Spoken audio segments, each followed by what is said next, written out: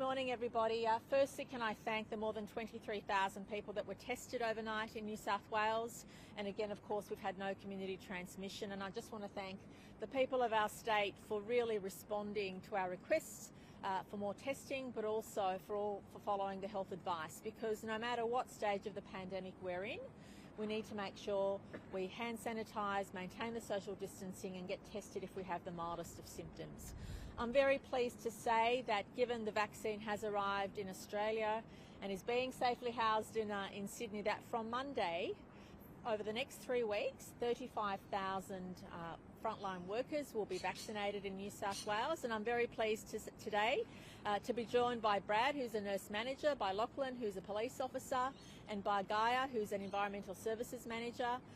These three outstanding individuals are part of the online or the frontline fight in the quarantine system. We have thousands of people who work in quarantine. It includes, of course, the frontline health workers such as Brad. It includes our police officers such as Lachlan, and of course our environmental services people, our cleaners such as Gaia. And we're pleased that all three of them are here today because they will be representing the cohort of individuals who'll start getting the vaccine from Monday. It will be delivered for the next 3 weeks out of our 3 hubs in Sydney, which is Westmead, Liverpool and RPA, Royal Prince Alfred, and those 3 venues are where the first cohort, the first 35,000 people will be vaccinated. So this is the first cohort that will be taking place over the next 3 weeks. And of course we'll update the community on who will be in line for getting the vaccine beyond that 3 weeks. For the first 3 weeks it is the Pfizer vaccine. So obviously everybody who gets the jab will need a repeat jab in 3 weeks' time after the first one, but that process will definitely start in New South Wales on Monday. Now this is a very important development in our fight against COVID. It does mean that we start a new phase. The vaccine rollout does mean a new phase, and whilst the scale is not large to begin with, given the comments from the federal government in the last few days, we anticipate the scale of our receipt of the vaccine will increase over the next few weeks, and we'll keep updating the public as soon as we have the information on who will be next in line and when that will take place.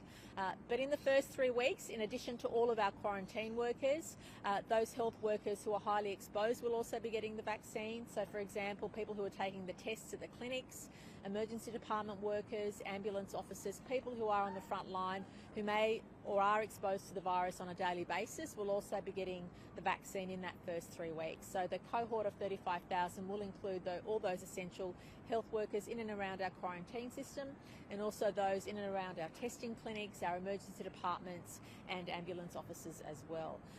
This is a pleasing development, but I do want to stress, and Dr. Chant will stress this as well, that it does not mean any of the restrictions, any of the rules we have in place in managing our quarantine system can change at all. If anything, we have to be even more vigilant in welcoming back 3,000 Australians every week, amongst obviously the new strains of the virus as well. So it's more important than ever before that everybody working in the system, everybody in contact with the community, anybody who has the mildest of symptoms has to keep getting tested. So just because the vaccine rollout has started does not mean we can relax. It doesn't even mean you can relax if you've had the vaccine, because it's really important for all of us to maintain the rules, to maintain the settings and to follow the health advice to make sure we're able to get through the next few weeks and months. Now, of course, we'll have more to say about what the settings will look like in the course of the next few months, depending on the vaccine rollout and the take-up, but their conversations we'll continue to have with the community on an ongoing basis. But the good news is that from Monday, we'll be rolling out to 35,000 workers, mainly quarantine and frontline health workers, within the next 3 weeks. But we'll also have something to say in the next week or so on what happens after the first 3 weeks.